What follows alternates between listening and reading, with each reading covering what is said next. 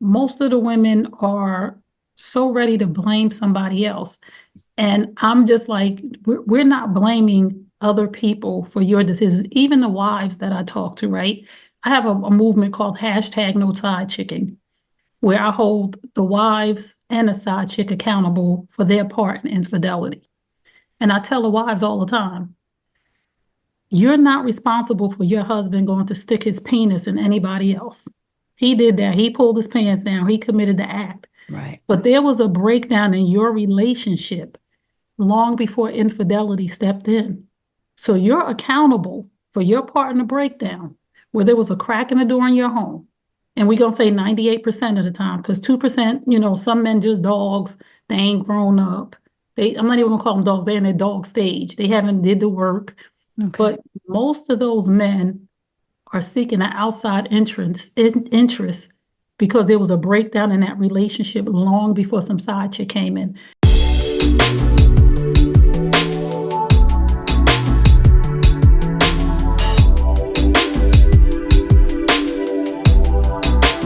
Hey everyone, welcome to Unapologetically 50 Plus. So today I have Miss Tray Kearney with me, and she is a speaker, author, certified life and relationship coach, and founder of the New You Nation Network.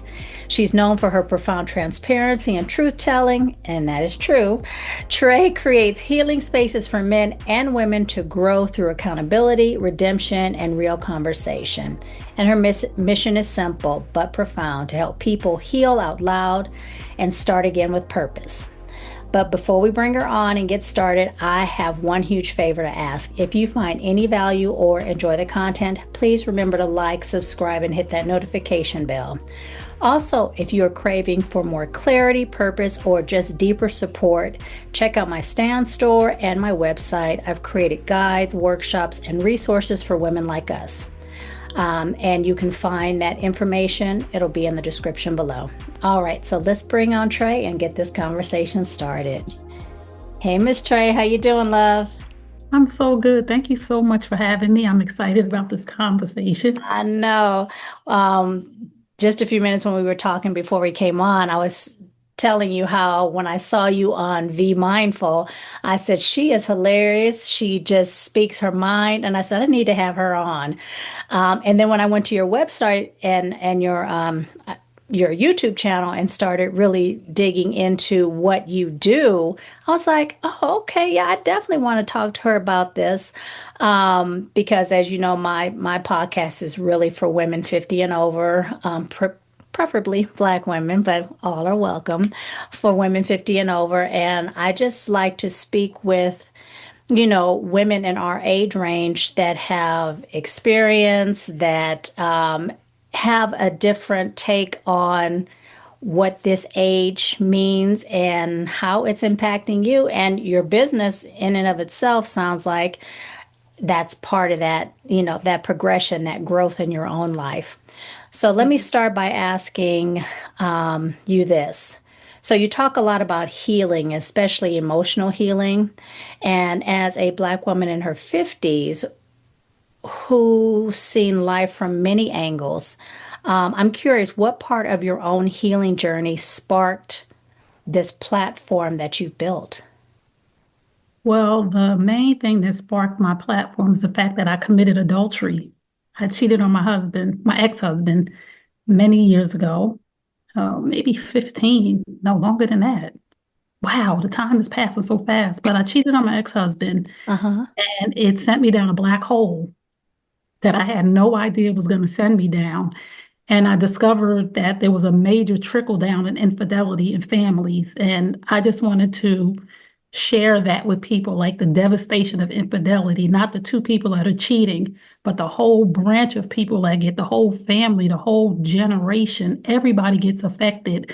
And I just went on a journey and I started sharing one morning on a platform that used to be here, Periscope, and is no longer here. And Mm-hmm. people just started coming on every morning, and side chicks started asking questions and wives started asking questions. And I was able to share from the point of being the side chick, because the man that I committed adultery with was married, Mm-hmm. and then him cheating on me. So being the victim and the offender. So I went on a journey of self-discovery. I got a coach. I started working on myself. Was the first thing I had to do was have self-reflection of why would you think it's okay to sleep somebody else's husband while you're married? And why did you not think about the trickle down and the effects that this would have on everybody? And it all stemmed from my upbringing and all those other things, but that's what took me on this journey of helping others heal. I was not expecting that answer. Wow. Well, you know what? Thank you for being so open. Yeah, I wasn't expecting that, but okay, interesting. Um, so I know that leaves you speechless. that did leave me speechless. I guess I should have did a little more investigating before, because now It's I'm all like, good. I need a follow-up question. But so why did you feel called to center Black men's pain, especially in the world that often ignores it or tells them to man up? So as I was going on this journey, I was talking to many women. I have two books that I wrote. Wrote a book. It's Healing Time, Restoring Hope in Women After Infidelity. Okay. And women thought the book was about me being cheated on. So they were running to get the book. And then when they came up to me at book signings, it was like, my husband cheated on me too. And I was like, no, I'm the one that cheated. And they were like, what? And they just were intrigued by that. Like, why would you do that? And I removed the stigma of a woman cheating with somebody else's man, like they were trying to hurt the other woman, the Mhm. wife or the girlfriend. But it's just a level of insecurity, a level of being in a bad place in your own life. And as I was going on that journey, men started coming and asking, what about me? I've been through some things and I have three sons. I have a 30-year-old, a 25-year-old, and a 16-year-old on the autism spectrum. And along my journey, I learned that men hurt too. So I started to just advocate for Black men naturally based on my sons and based on what I had did to my ex-husband. Mhm. Because after the man that I cheated on him with cheated on me, I was devastated to it just hurt me so bad that I knew that I left two people in the condition that I was in. Because him cheating on me, the man that I cheated on my ex-husband with, it hurt me to my soul. It broke me. Like I was hiding from people. I was crying. It just was a Mhm. major hurt, but I'm not that person to do that to somebody else. So it took me a long time to forgive myself for what I did to my ex-husband and my ex's ex-wife. So that's why I went on a journey because I realized that not only do women need healing, but Mhm. men need healing too. And we need to be simultaneously healing so that when we come in contact with each other, it's two healed people instead of two broken people or a healed person Right. and a broken person. We just simultaneously heal together. And men hurt too. And one of the first lines I say in my book is, as soon as a man is born and the doctor says it's a boy, he's no longer a human being. He's a male. And that's how they go through life with no consideration of being human, just male. And I wanted to make a point of people knowing that my son's hurt, your son's hurt, men hurt too. I never thought about that. I mean, I really have never thought what you just said, that they are looked at male and not human. So how do you think in your experiences, how does that impact their psyche? How does that impact the way they lead their life?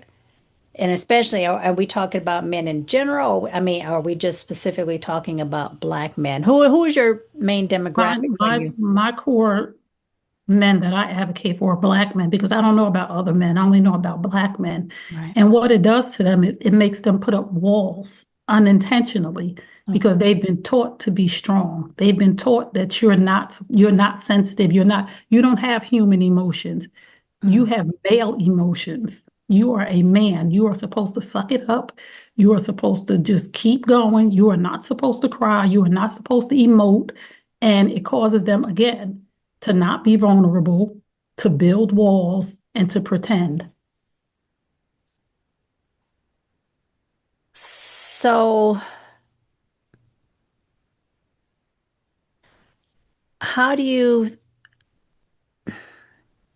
So any of the stories that you've dealt with when you're speaking to, these men, have any of those stories surprised you or made you rethink how you raise and relate to even your sons, your partners? I don't know if you have siblings, if you do, your brothers, if you have brothers.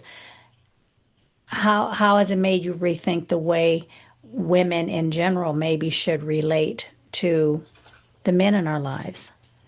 It made me realize that men have feelings too, and it made me realize that men have untold stories. There were a lot of men that I interviewed that had dealt with being molested, and That's they never told anybody. So it made me rewire my brain to think that all men have a story. Like all of them weren't molested. Some of them, their mother gave them to their grandmother, which caused abandonment issues. mm-hmm, mm-hmm, Some of them were not the popular boy in high school and nobody wanted to date him, which gave him issues as an older man. When he got in the gym and got built, he became a womanizer to pay mm, those people back because he hadn't dealt with that little boy inside. So it made me really think about the little boy inside of each man that is crying, that nobody knows what I've been through and why I'm behaving like this. So it also made me communicate differently with men to find out why they're behaving the way they're behaving. Men are not just going around acting crazy. They've been through something that makes them react or function a certain way. okay.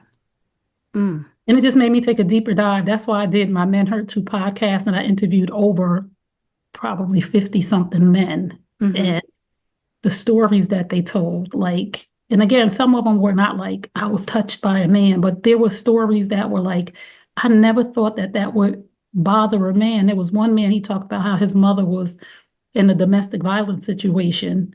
And when he was old enough to buck up to the man, he did. And then his mother ended up staying with the man and picking the man and sending him to his grandmother. But he was defending her. So right. it affected him in a way in which he was dealing with his relationships. And the men that I've all interviewed, to God be the glory, they all went and worked on themselves and got the help that they needed. But so many don't. You don't know what you're laying next to because we don't give these men opportunities to be vulnerable. Because if a man led with, I was molested as a child, we're like, oh my God, I don't want to deal with that. Like, Right, but when a woman does, she's given compassion, empathy, sympathy, right, and a chance. So right. we have to change that. Like men are human beings first. So as women, many of us are taught to carry everyone else's healing, but never pause for our own. So how do you hold space? Because you speak with women as well, right? So Yes. how do you hold space for women, especially those of us in midlife who are ready to stop surviving and start truly living? There's a space that one thing that's going on really right now is women have a lot of support. Like there are a lot of support groups, there are a lot of podcasts, there are a lot of everything. And I encourage women to be accountable for where they are in life. And once you take control and be accountable for you, I'm not easy, woo, woo, woo, let me lick your wounds. I'm no, stop talking about this person did this to me, that person did that to me. My question to you is, what about you? And what are you doing to heal? Okay. And you have to let go of the blame game because we've been taught as women that we get to blame people. And there's this lack of accountability amongst all of us, and it's not intentional. And when we're listening, a lot of us as women, we're listening to respond instead of listening to self-correct. So I try to work with women and say, look at the inner you, because that's how I healed. It Mhm. was all about me. It wasn't about what my ex-husband did to make me go cheat, or Oh, what my ex did, or what or how my mother was raised. It was about, yes, those things happen to you, but that's not who you are. You get to decide moving forward, how do you want to write your book? And that's what I decided to do. I said, I don't like those dynamics of my family when I was raised. I don't like the fact that so many people in my family are alcoholics. I'm falling back on drinking. Nobody's forcing me when I go to family functions. I don't have to drink. I don't like the fact that there was domestic violence. So I made a conscious decision that any man that showed any signs of that, I wasn't doing it. So I've never been in that situation because I made a decision. And I'm not judging any woman that's in that situation because you have to be self-aware to say, why am I in this situation? In every situation I was in, one, it was because I made a choice. And two, I'm going to be so serious, so honest with you right now. Mm, Almost every bad decision I made, I was drunk. okay. Okay. I was intoxicated. They tell you not to drive a car because you're impaired. Right. So when you're drinking alcohol, you're not only impaired driving a car, you're Right. impaired making decisions Making across the life board. decisions. And Yeah. I've been drinking since I was 15 years old. Mm, So like I started to self-reflect and like, you was drunk that day, or you was coming off of a hangover. And I'm like, oh, alcohol is not good for me. So I right. made some decisions. So I like to hold women accountable. We're not here to talk about, and I work with women who've been through infidelity and they're trying to either save their marriage or move forward. And they come in, my husband, and he don't, he, I'm like, no, no, your husband's not here to defend himself. We're not talking about him. What about you? Mm, If you're in a relationship with a man that's committing adultery, or this is for any person, if you're in any type of toxic relationship, what are you getting out of the deal that is keeping you there? mhm. Why are you staying? And what part do you play in this whole scheme of things? And I had to ask myself that question so many times, and it hurts. Yeah. It hurts, but it heals. Do you find the women that you work with, they are so focused on pointing the finger outward? Even in the case of, like you just said, fidelity, and I'm not saying that it's necessarily someone else, that person's fault, which causes your partner to, um, you know, um, do whatever they're going to do. Yeah, But do you find that the women are pointing outward instead of saying, I need to work on what's going on in here? that's how they usually come. They usually come pointing fingers and being a victim. None of us are victims anymore. You're the first time somebody does something to you, you're a victim. Okay. After that, you're a volunteer. Mm, And most of the women are so ready to blame somebody else. And I'm just like, we're not blaming other people for your decisions, even the wives that I talk to, right? I have a movement called hashtag no side chicking, where I hold the wives and the side chick accountable for their part in infidelity. And I tell the wives all the time, you're not responsible for your husband going to stick his penis in anybody else. He did that. He pulled his pants down. He committed the act. right. But there was a breakdown in your relationship long before infidelity stepped in. So you're accountable for your part in the breakdown, where there was a crack in the door in your home. And we're going to say 98% of the time, because 2%, some men just dogs, they ain't grown up. I'm not even gonna call them dogs, they're in their dog stage. They haven't did the work. Okay. But most of those men are seeking an outside interest because there was a breakdown in that relationship long before some side chick came in. And some men's side chick is liquor. And some men's side chicks is porn. And some men's side chick is overeating. And some men's side chick is sitting in their shed smoking cigars and listening to music to get away from you. Mm, Men have all different kind of side chicks, okay. but those things come in because the relationship has a problem. So I tell women, you're never accountable for the decision that a man makes to cheat instead of walking away from you. But we are all accountable for our part in the breakdown of any relationship because it takes two people. Two people. And somebody once told me a marriage is over when two people give up at the same time. Because usually in marriages, one person is fighting and the other person is pulling away. And then when that person decides to fight, the other person is pulling away. And marriages end when both people give up at the same time. Mm. I'm just curious, what's a conversation like, just in general, when you're talking to, because I think you said that you've also coached the side chick. What is that conversation like? What is she coming to you to discuss? like, well, he's the one that's married. And if she was doing what she was supposed to do, I wouldn't be in this situation. I couldn't come into somebody's house and be a home wrecker if everybody was doing what they're supposed to do. And I tell them too, what about you would make you be second to somebody? What is it about you that you would be so insecure that you would play yourself and be with a man and allow him to go home to his wife? What is it about you that you would allow some man to come and use you to fill a void that he's not getting from his wife?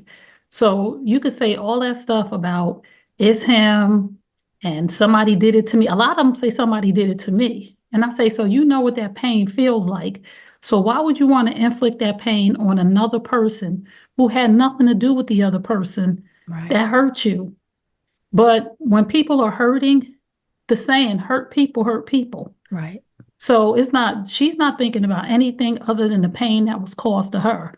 And Mhm. until the one thing about women who have been side chicks and come to me, there's one thing, empathy helps them heal. Sympathy helps them heal because they're women too. I tell people all the time, this is another woman, another hurting woman, and judging her and spitting on her and talking crazy to her is not healing her. The only way another person can be healed is if somebody has a level of empathy for them and say, and the one thing about them, they come to me because they're like, and I say this often when I post, I'm not judging, I used to be you, Yeah. but I'm better than that. I deserve better than that. I don't deserve a dishonest man who would cheat on his wife for whatever reason. And I get it. Men don't just go around cheating. And I get men cheat because, and I advocate for them. They don't want to leave their kids. They don't want to leave their home. But their wife has checked out. She ain't sleeping with them no more. I get all of that. Hmm. But you never want to be with a man that would cheat on his wife instead of making a conscious decision that I can't do this anymore. And if I'm going to sacrifice to stay here because of my children, then Hmm. I'm going to sacrifice all the way. I'm going to be a stand-up guy and I'm going to do what I'm supposed to do. And I know that's hard, Yeah. but you don't want to be with a man that dishonors his home, the woman he took vows with. Why do you think he's treating you like this? Yeah. He has no respect for you. Especially he knows that you know he has a wife and he's sleeping with you. Right. He has no respect for himself because you sleep with people's husbands. That's low level. Have you ever had, You sleep with people's husbands. yeah. Have you ever had a coaching session where it's the couple and the side chick all coming to, No, no? no, not yet.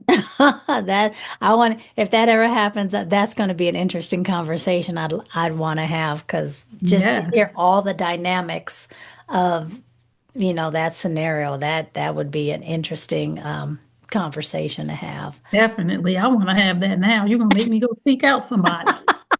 Don't be starting no trouble, Angela. Don't do it. Don't do it.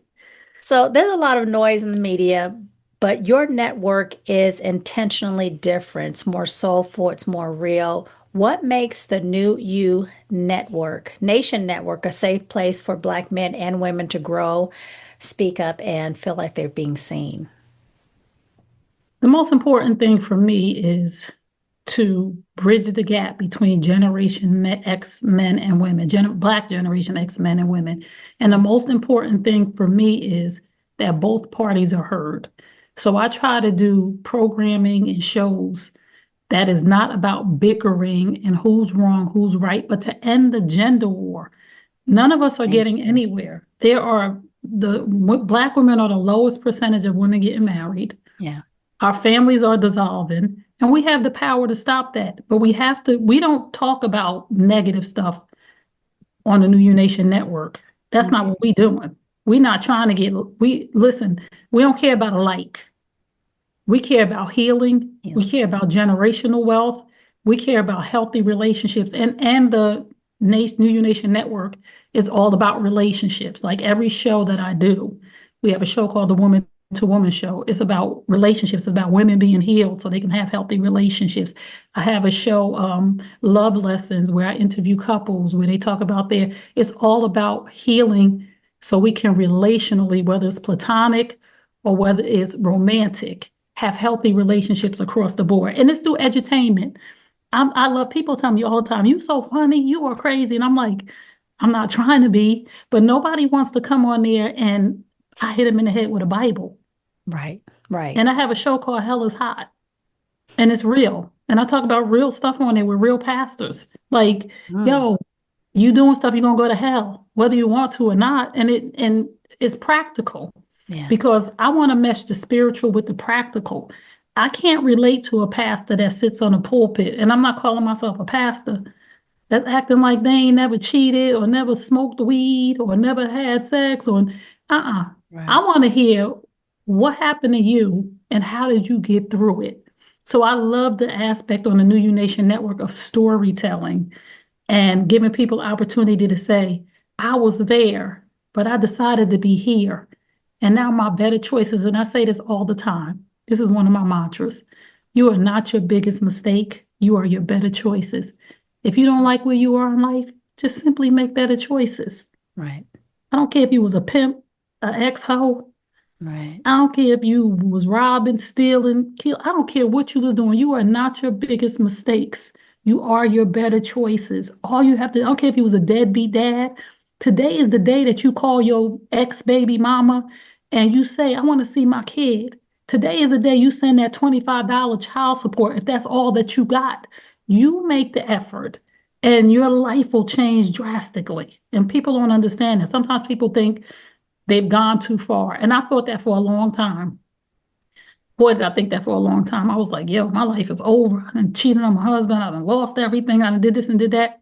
But there was this one thing that my mom always used to say. And she said it to me before she passed. God rest her soul. I took care of my mom going through breast cancer. And she looked at me one day, very sick, basically on her deathbed and said, and she knew what was going on because the man that I was cheating with was there with me taking care of her.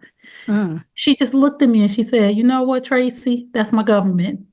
Nobody mm. calls me that, but the bill collector. So don't nobody pick up no phone, call me Tracy, because I'm a no. She looked at me and she said, in her weakest voice, she said, you know what? It's never too late to make a U-turn Mm, when you're going in the wrong direction. wow. Because she knew where this was going. Me and that man, we're not together anymore. We co-parent. We have a child together, which is, Mhm. we're going a whole nother. But you Okay. know, she just looked at me and said, it's never too late to make a U-turn if you're going in the wrong direction. Because she knew, like, listen, Yeah. this ain't going to work out the way you want it to. And we never listen to our elders, not just our Mm-mm. parents. Just like Right, the younger generation don't listen to us. And I try to tell them, right, I'm just telling you the worst case scenario. right. I'm not telling you got to do what I'm telling you. I'm just telling you if you go down that road, at the end of it, there Hmm. very possibly may be a brick wall. Now, if you want to go and see, Right. that's on you. But I'm telling you, I've been to the worst case scenario, and I Mm, don't want you to go there because 9 times out of 10, from all of the elders I'm around, the people my age that went down that road, right, they got the same result. right, right. Now you mentioned that your podcast, at least I think I heard you say that, of course, trying to bridge the divide. Do you find that the Gen X's, because I'm assuming you're a Gen X, I'm going to assume, do you find that our the Gen X's are having the most difficulty when it comes to this relationship stuff? Or is it just across the board for Black men and Black women?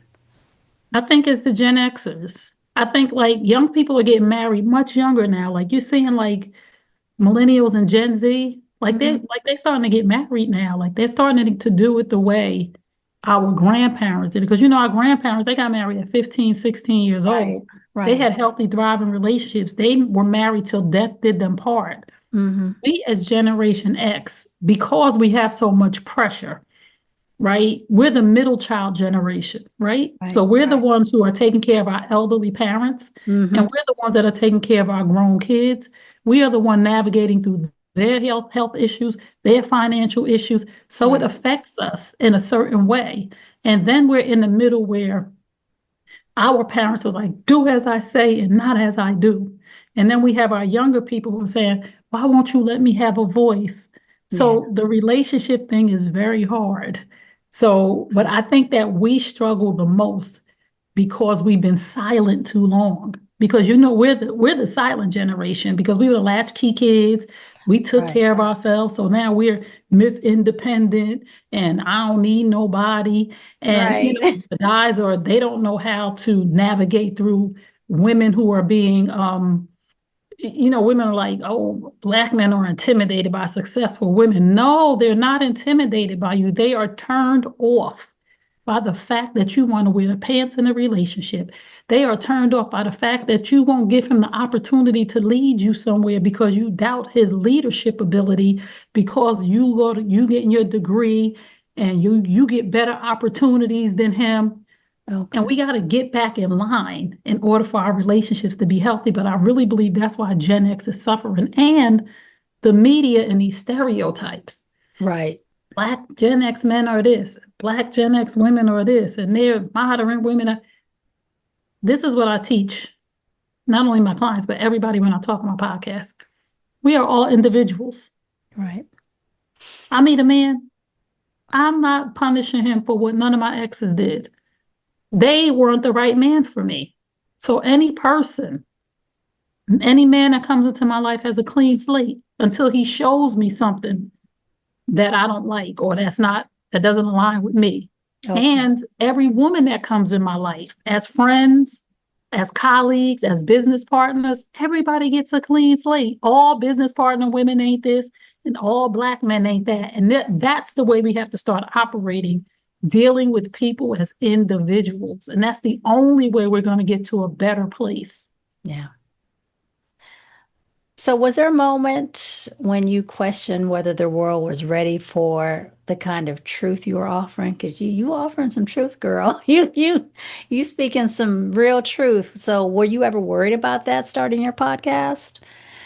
You know what we worry about? We worry about numbers, right? Because I need 1 million views and this and that. Mm. And I was sitting on my bed one day, and I tell this story often.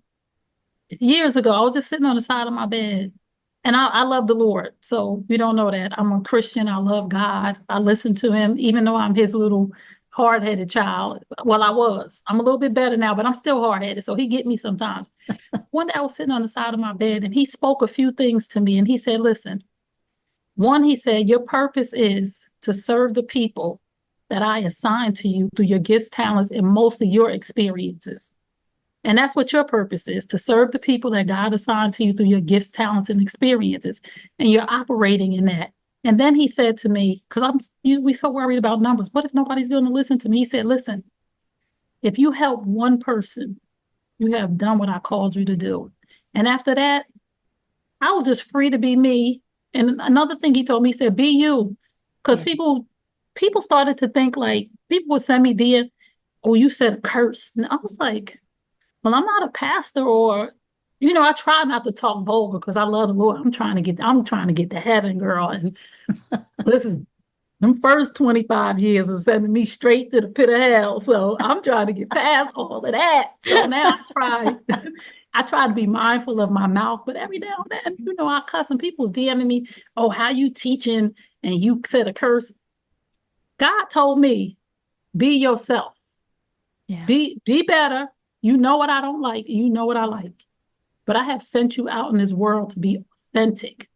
You be you. And the people that I sent to you and Hmm. the people that I sent to help you, God says my sheep know my voice. Mm. They'll hear my voice through you. So don't worry about what people think. Yeah. But, it took me a minute. And Yeah. then another thing is like, I never want the New You Nation network or me to have trashy content. Certain things are not going to be, there have been people that said, can I be on your network? You already built it. I would like to have my show on there. And they sent me content and they were willing to pay a Mm. monthly fee. Nah, that don't line up with the Bible. Like some stuff. Okay. No, your money's no good here. So I am on a path of being the best, highest version of myself. And money doesn't move me.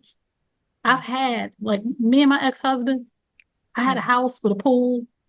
I had the new Escalade before anybody had it. I was popping by. I did all these things. And none of those things led to happiness. Right. So money don't move me. The lives that I change in the name of Jesus is what moves me. If one person, people send me messages all the time, thank you so much for coming on live. You changed my morning. You changed my life. If I change one person's life in the morning, I have done what God has called me to do, and I can go on about my day and continue to try a little bit harder. Okay. Okay. But trash sells. So sometimes Oh, I yeah. really want to get on and be trashy because I know it'll get me a million views and I can say some stuff. I'm sure But the you Holy Spirit could. said, the Holy Spirit be like, if you say that, I'm gonna strike you down. I'm gonna them other people, and this is another thing that I've learned. Like people will come to me and say, God is blessing that person, and I'm a good person, and nothing's happening for me. And look at this person, they get money. They said that ain't God blessing them. That is the devil rewarding them because anything Mm, filthy, yeah. dirty, disgusting that does not line up with, and even if you don't want to be a Christian or churchy, if you're just being a trashy, disgusting person, Right. that ain't no blessing. No. God does not bless no mess. That is the enemy rewarding you for tearing down families, for tearing down society. The enemy got money too. The enemy got gifts. The enemy will get you locked and loaded and then after he uses you to Yeah. where he can't use you no more, you start to lose stuff. Yes. Nothing that's rewarded is permanent. Yeah. Blessings don't come along.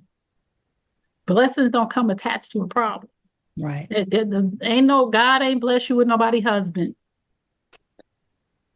Okay? God ain't bless you with that car you could afford.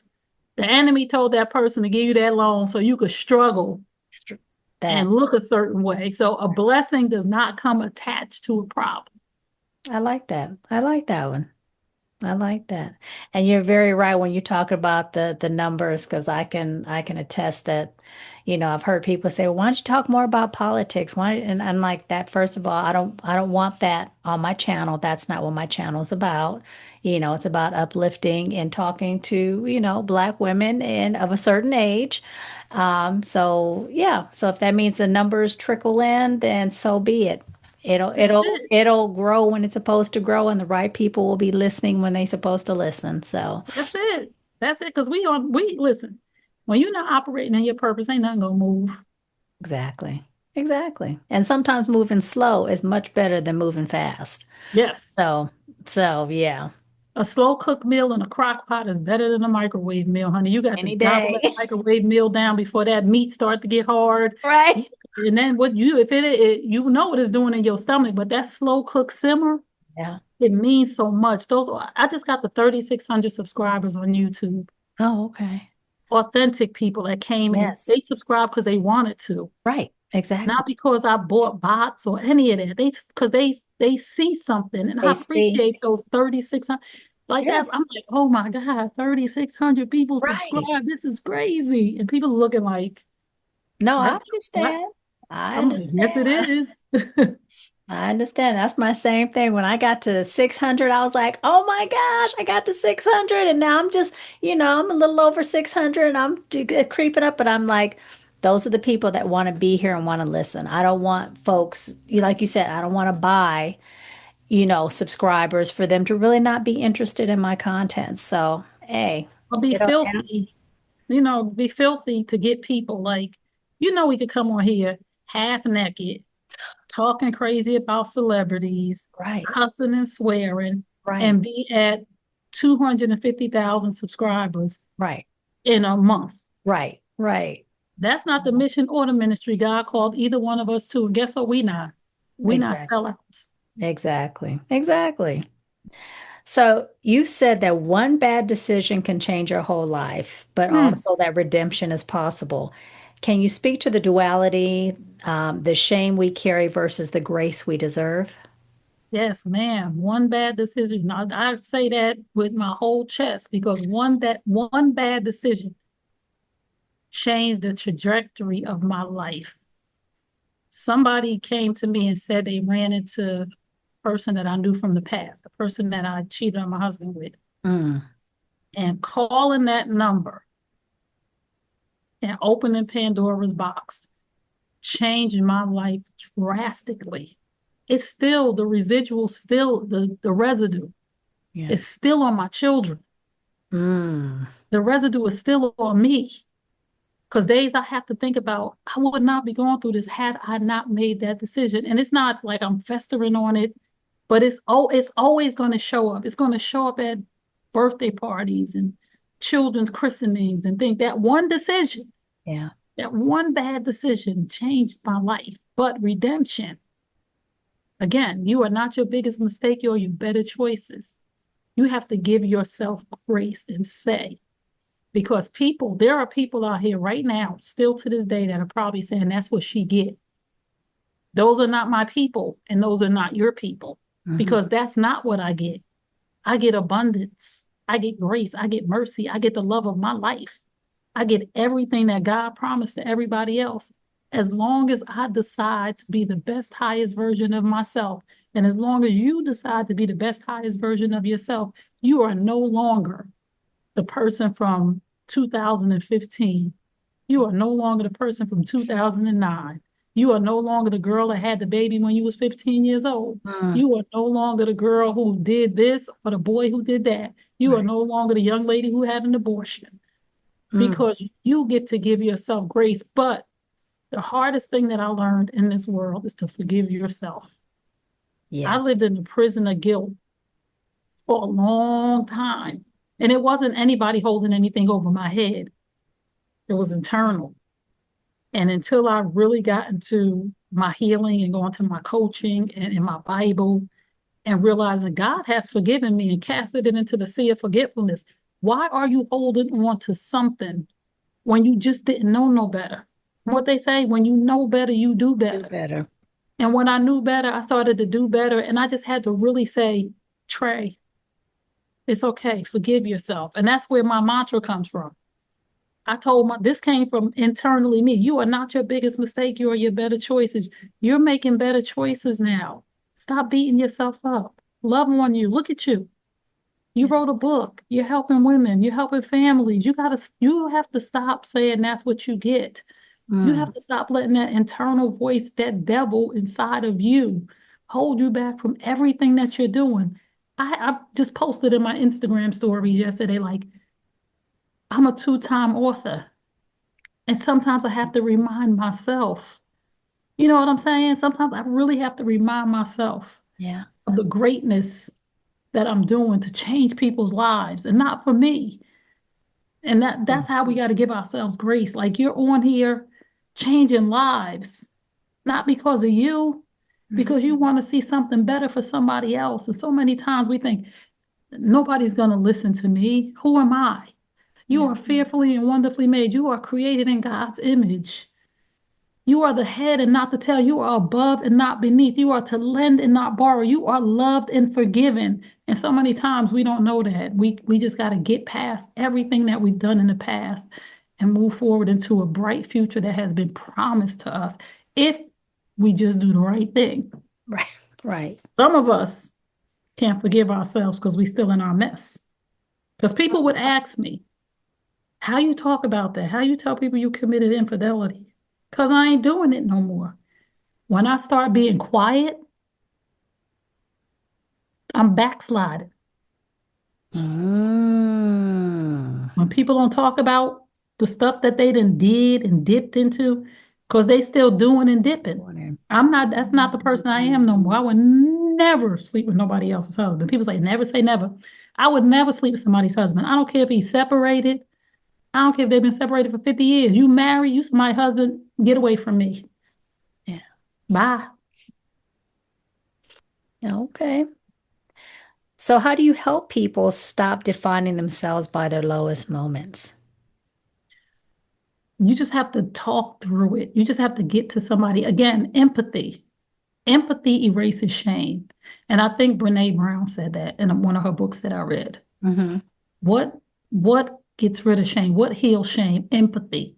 Being empathetic to somebody and not crucifying them. And we're in a society of crucifixion. We want to crucify people. Look at you, because your sin is worse than mine. And if I crucify you, at least I could feel a little bit better about myself. At least I didn't do that.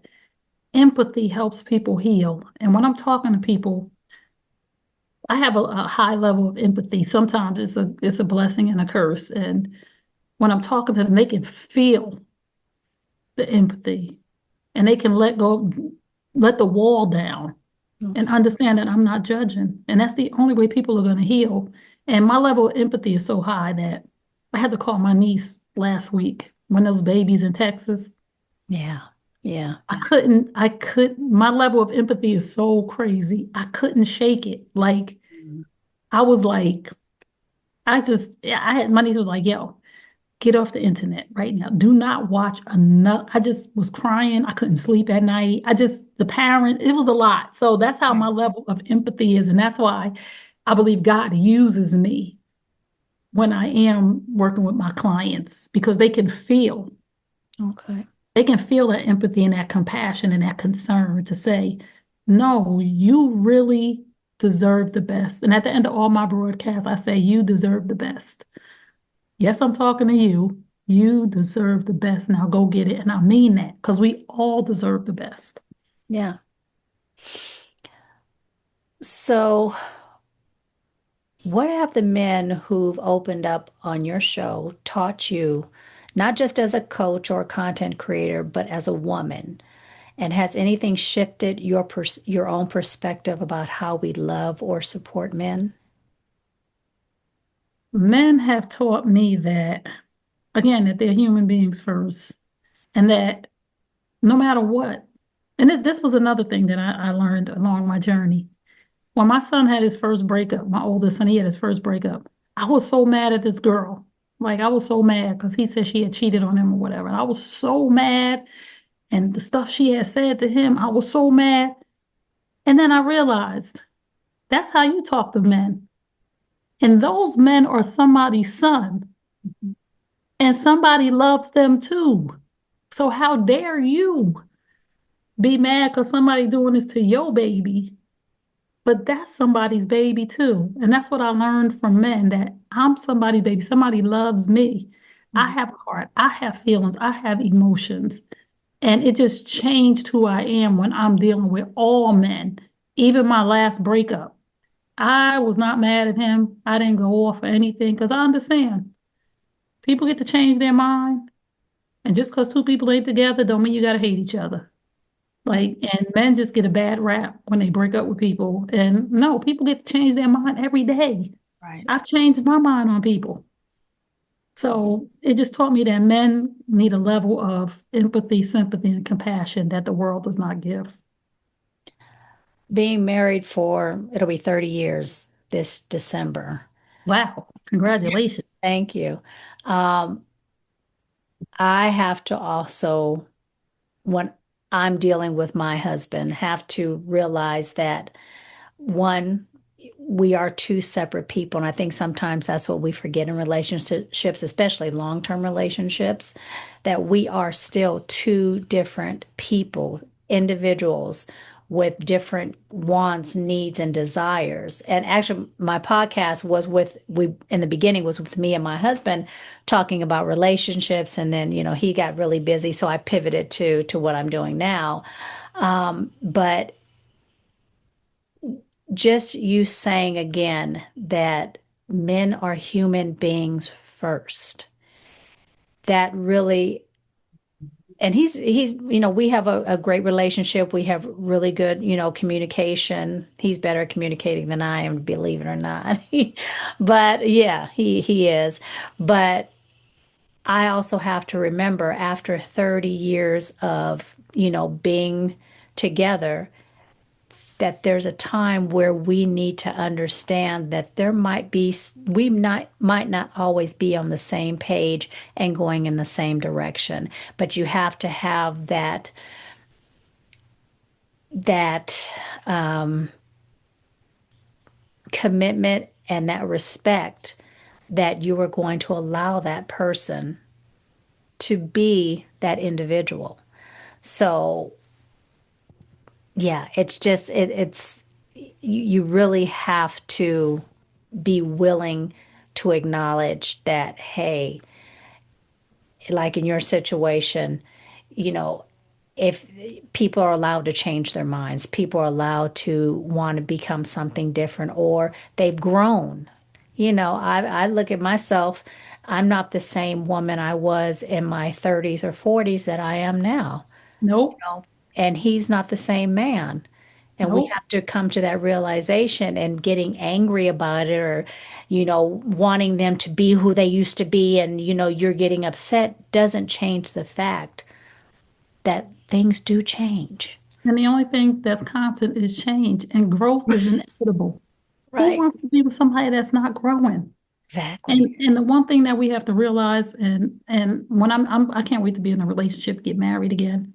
But the one thing that we have to realize is that as long as both people are growing, the growth is going to be different. Right. You Yes. might be here, they'll catch up as long as they're willing to grow. Right. Might be slow. Right. Corn grows slower than cherries. You know what I'm saying? Like roses grow much slower than daffodils. We're all evolving and growing and learning at different times. But as long as the person that you're with or the people you're around Right. are growing Right. at whatever pace they're growing, it's all good. And we have, again, that compassion and that empathy is key Right. to be able to hear, Mm. I do still love you, but this is where I'm at right now. Right. And there's no shame and no shade against you, but this is something that I discovered that I like. Like, Right. as young people, we like different things. Your husband may like golf now. You like golf. Where'd that come? Right. Exactly. Yeah, because somebody introduced him to that. Right. It's a good thing. You like golf. Now you want to go play golf on Sundays. It's like, I'm And just that'll going, destroy a relationship. Yeah, that will destroy a relationship if you cannot be understanding and want that person to grow. And whether you agree with it or like it, you're still supposed to be there. And it's not just in romantic relationship, but in relationships with your period. friends, Yep. with your If my family, friends with your ain't, listen, siblings. if my friends ain't growing, they gotta go. I got four very good friends. They're my core four. Yeah. They have evolved in so many different ways. One of them, she moved to Georgia. It hurt my heart. Mm. It hurt my heart because I'm in Jersey and that's Hmm. my girl. But life changed. We still talk all the time. We still Right. chat all the time. But I was mad for a minute. And it's Right. like her and her husband, they decided this is what's best for them in life. Like they're not doing this to hurt me. Like Right. as we grow, sometimes we don't talk to our friends as often as we used to. But life is life, and we got kids, we got grandkids, we got bills, we got mortgages, we got health Right. issues. It's like, yo, don't be mad if I ain't call you in a week. Just Right. check on me. Right. So, people are evolving and changing. And I say this all the time. My niece moved to Africa last month, which was Oh, incredibly hard for me. And I had to tell myself, the only thing that's constant is change. You're okay.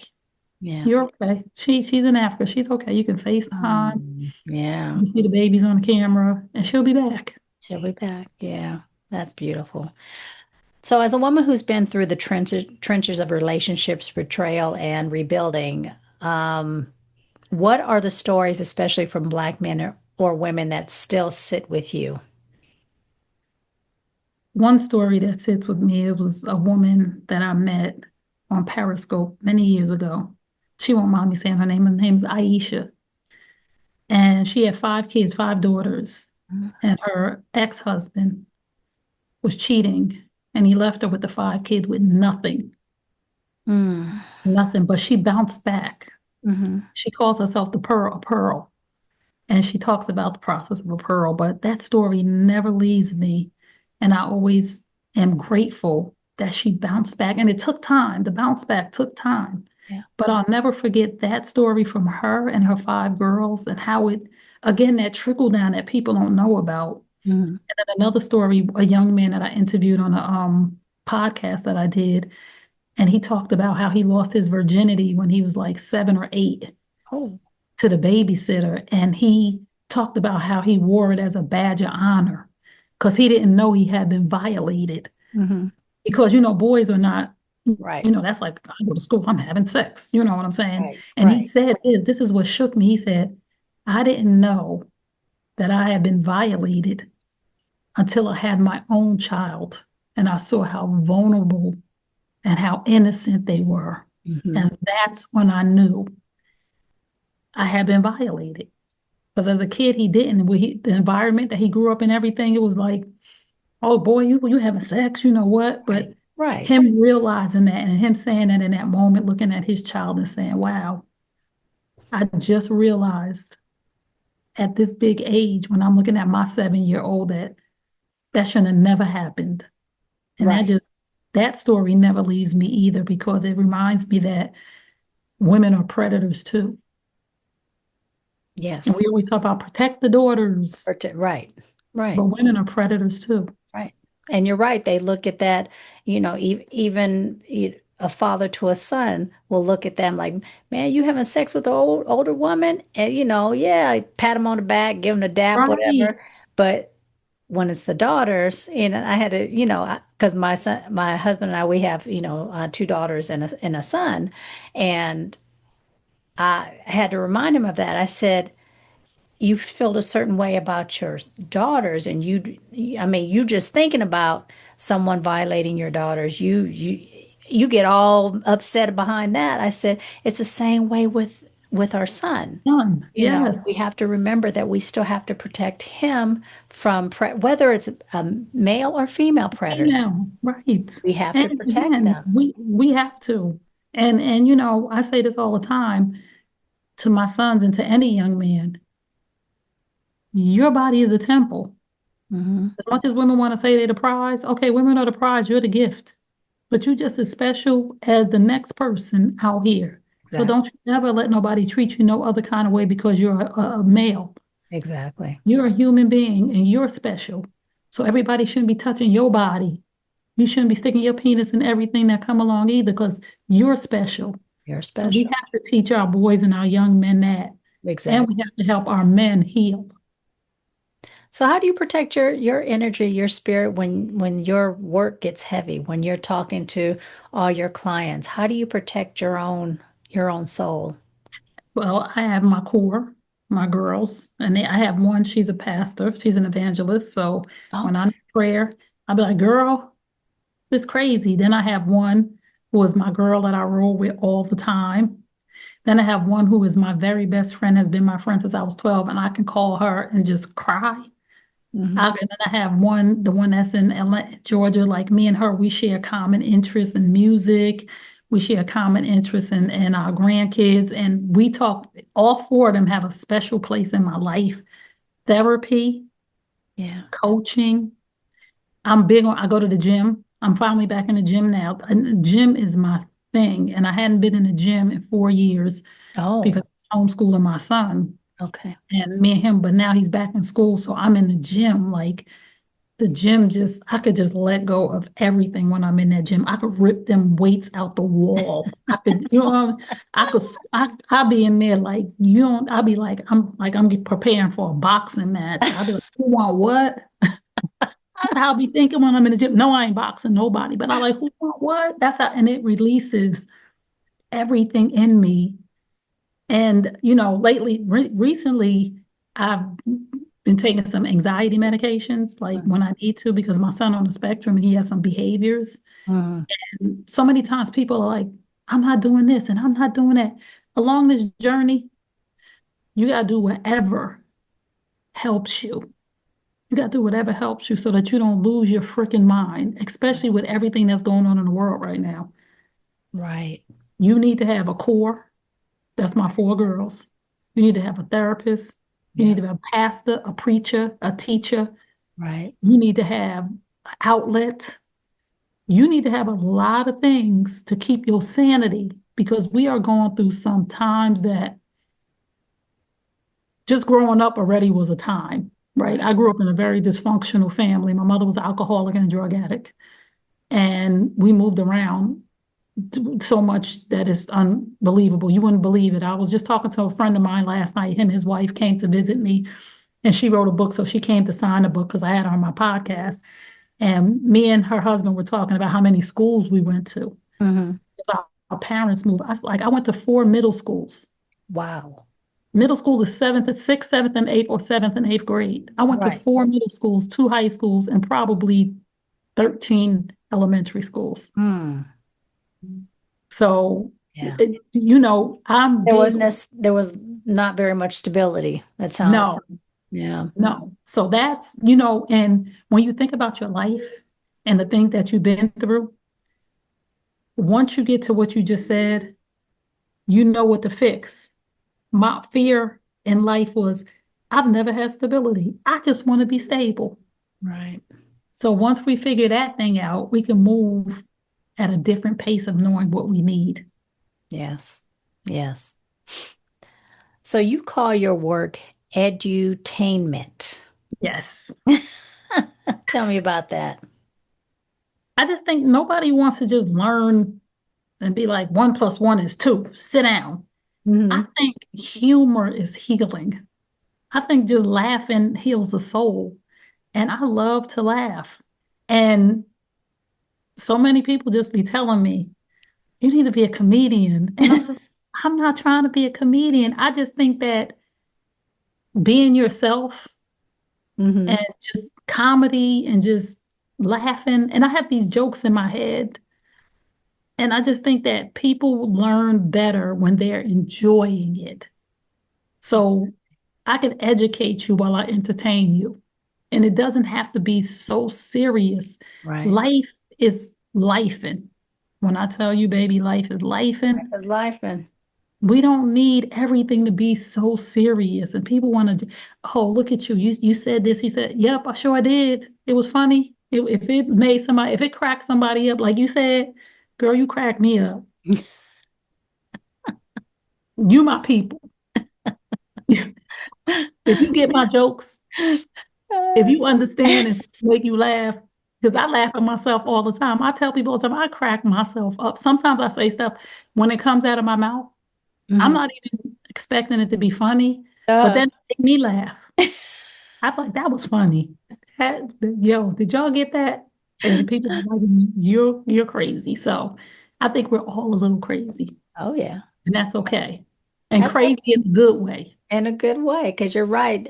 I find the most entertaining is when, or I learn the best is, you're right, when someone is cracking a joke or something, nobody else might not get the joke, but I'm like, oh, okay. And then I'll remember that much more than, reading it out of a book or whatever, something that's dry. So yeah, Right. I, That edutainment. I go to entertainment. podcasts and I just be like, I can't take this. This is boring. But if I go to somebody's podcast and they just wilding out, not being, trashy, but if they Right. just laughing and wilding out and being themselves, I'm in. I'm in. And I'm like, this is edutainment. I'm here for this. And they're teaching something in Yeah, between lines. It's like, in oh, this is between. good. I'll be back. So, what do you wish Black women understood about the way Black men hurt? And what do you wish Black men truly heard from us if they could really listen without defense? I really wish that Black women would stop putting Black men all in one barrel. That all Black men are this. I wish they really truly understood that Mm. each Black man is an individual with his own journey and he's behaving, or whether it's bad or good behavior, based on the lens that he grew up in. Mm, Every okay. one of us, me and you, we have totally different lenses that we grew up in. Right.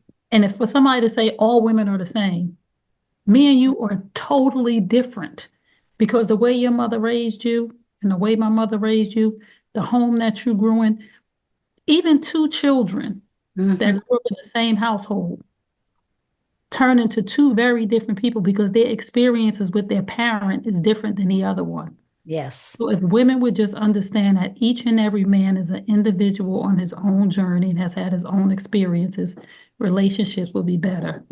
And I think that if men did the same, we would be in such a better place. And I think that if men stopped thinking that women were against them and that we love them, Hmm. that Black women love Black men, that we would evolve much faster because we do. We love our Black men, and media is making everybody think that we don't, but we do. They only show the women who are trifling, but true Black women, I hate to say the word Black queens, but Black queens, we love our Black men. We Yes. love them. Yes. Yes. Exactly. How do you, when you're listening to, and I don't know if you even pay attention to, like you said, the trifling ones on there, what goes on in your head when you hear some of these women and how they're bashing, and even some of the men, because my husband and I, we talk about some of the stuff that we hear on, social media. And most of the time we're in agreement on it. And sometimes I get defensive about the Black women. I'm like, look, we go back and forth. But how are you feeling when you hear what's going on and the noise that social media is stirring up, especially between Black men and Black women? My thought is this: each and every one of us needs to think for ourselves. There are, most of the time, these people who have these high numbers is because they say what people want to hear. Mm, These social media people and these podcasters, they have all of these women who were following Derek Jackson. I don't know if you know who he is. He was cheating on his wife, and he was this big yes. Is he the relationship influencer. pastor? Was that the? No, he No, wasn't a okay. pastor. Okay. He was this big relationship influencer. Okay. Okay. Yes. Yes. Yeah, meanwhile, he's cheating on his wife, but Yes.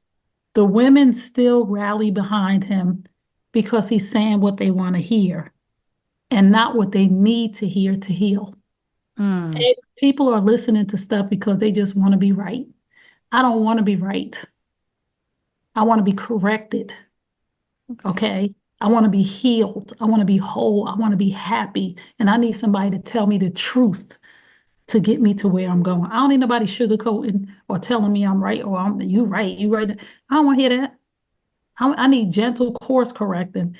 And when I listen to these people, I'm just like, these women are here because they just want to hear what they want to hear, or these vice versa. They listening to these other women, they listening to these other men, and I'm just like, we have to really change the narrative, and it makes me go harder Okay.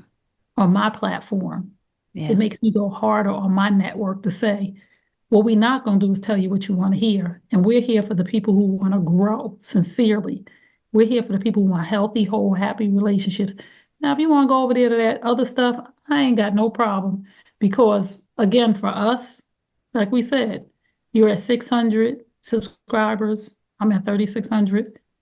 We good because we're healing people. Yeah. We're good because we're getting people who really want to grow and learn.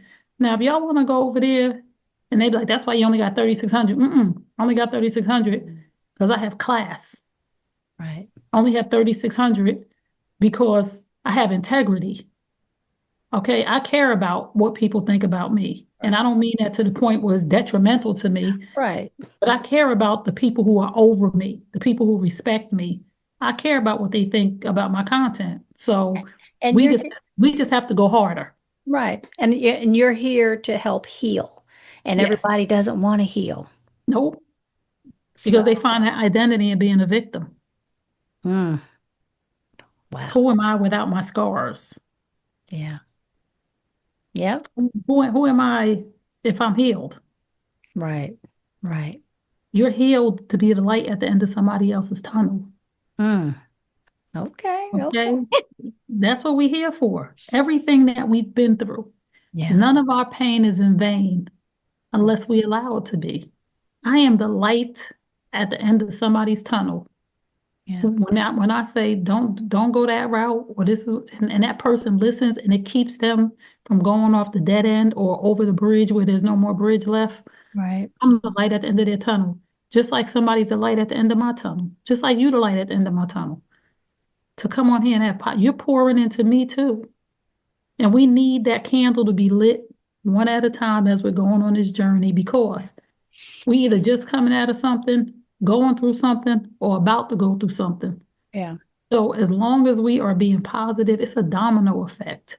And if we are Right. all doing what we're supposed to do, Mm-hmm. we are not leaving our people by the wayside. And I truly believe that All of us have people assigned to us.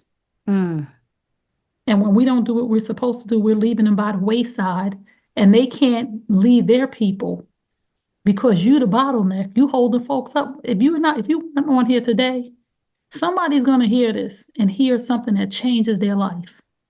Had you not come on here today, you would be holding up that person's life until they heard it from somewhere else.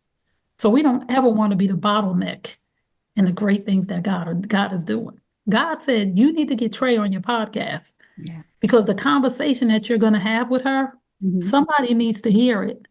So Right. had you not said, would you be on my podcast? Somebody's waiting for this. You're right. And we don't see it like that sometimes. We No, forget. We don't, if we don't see that instant gratification, if we don't see those instant numbers, if we don't see, that instant uh fame, if that's what you want to call it, we figure that we're not doing nothing, right. I'm not important enough. Just think you said I've been married for 30 years, right? Hmm. And you said, we go through our stuff with somebody that's been married for 30 years might have been getting ready to walk away. And they heard you say that. And they're like, I'm gonna try again. Yeah. I'm gonna give this a little bit more time. We don't even know We the don't little know. thing that we said that could change somebody's life. And it's so important that we listen and we drop the breadcrumbs or we light the next candle. Right. Or when we get to, and I have this imagination, right, Angela, and then I'll be quiet. I have this very vivid imagination that Uh, when we get to heaven, it's somebody in front of me, it's me, and it's you behind me. mm, And that person is somebody in front of God. And the person is in front of us. And God is looking at this person's reel of life. And mm, he's saying, why didn't you write the book? Do you see these 27,000 young girls that were waiting for your book? You left them by the wayside. I told you to write the book. mm, Why didn't you open the school? There were 17 more schools that were supposed to come out of that. And I say these two levers. One's going to take you up and one's going to take you down. And he's going to say to you, well done, my good and faithful servant. When I get up there and he start running my reel, yeah. I want him to be like, yo, you started out a little rocky, girl. I was worried, but you got your whole ish together. Yeah. So well done, my good and faithful servant. So we don't want to take that chance of leaving our people by the wayside and then you standing online like, oh no, I didn't write the book. Or oh no, I didn't start the culinary school. Or oh no, I didn't do my speaking. Or I didn't have that podcast with Tray because he's going to show you this. Look at this. Let me show you that this changed millions of lives. Yeah. You're going to be like, oh, I didn't even think that podcast. Right. Right. He said that one thing you said, this lady was about to kill herself Mm, and she found you on your 600 subscribers. right. It's that serious. What is it they say? It's not how you begin, it's how you end. Yes. Yes. Yeah, exactly. So midlife brings powerful clarity, as I have been learning since I hit my 50s, but also a hunger for something more. What do you say to women or men who feel like their moment has passed, that it's too late to heal, create, or lead? If you're still here, there's something for you to do. Mm, If you woke up with breath in your body hmm. and a reasonable portion of health Yeah, and you still know your name, there's still something for you to do. It's never too late. Only when it's too late when you're 6 feet under. It is never too late. Whatever it is, whatever you wanted to do, be, or have, you still can. All you have to do is take the first step. That's it. God is going to give you an opportunity or idea. It is up to you to walk in it. No, it's not too late. No, you haven't done too many wrong things. You do have the resources. It starts with one. If you start whatever your thing is, and if you're supposed to get on Instagram Live tomorrow and start talking, it's not too late for you. Whatever that thing is you want to do that you think is too late to do, if you crochet, get on Instagram tomorrow and sit there and crochet and just talk. My grandma taught me how to crochet. I'm gonna teach y'all how to crochet. It ain't too late to do nothing that you want to do. If you are an athlete and you are 50, 60 years old and you can't do the running, you could do a sports podcast. If you love sports enough, Right. get on there and do a podcast where you are talking, where you commentating on games every Sunday. It is not too late to do whatever you were supposed to do. You might not be on the field. Right. You might not be able to be the dancer, but you could talk about the dancers that's out. It is never too late. Yeah. This is just every day is just a new beginning. I think we underestimate, especially at our age, the wisdom and the history and the knowledge that we carry. And we're afraid no one's going to listen to us. We're 58 years old. We're 60 years old. Um, what else do I have to offer? My glory days, my best days are behind me. And that's definitely, one of my things about this podcast is no, it's not behind you. Your best days are in front of you. Yes, Hopefully yes. you've learned from your 20s and 30s and 40s so you can make these your best days that are ahead of you. Those were definitely not our best days. What I know now, these my best days. I'm on the other side of the mountain. Them 20s and 30s was climbing uphill. Right. This is a nice slow walk down the hill. Right. And as long as I'm doing what I'm supposed to do Right. and I'm living in integrity, this is the best part of our life. We know what we know. We know what we don't want. Right. And that was the problem all our life. We trying to figure out, what do I want? What do I want? The big aha is, what do I don't want? I Mhm. don't want that, so I have to do this. Right. Right. And my last question, what does it mean to be unapologetically 50 plus to you? It means I'm gonna do whatever I want to do. If I want to start a network, somebody tell me, how you gonna start a network? Because I can. If I want to, I'm gonna do whatever I want. I'm gonna say what I want to say. I'm gonna do what I want to say. I'm gonna help who I can help, unapologetically being me. I'm not gonna change who I am. I'm not gonna dim my light because it's too bright for your eyes. I'm Mm, sorry. You mm. need to get in your own, you need to brighten up your own light. You know what I'm saying? Or put on some sunglasses if it's too Or, bright for you. or go sit under a tree or something. But what I'm not going to do is not be me unapologetically. And that means the way that I talk, I'm not college educated. So I got people who love me, the way I talk, the way I speak, my mannerisms.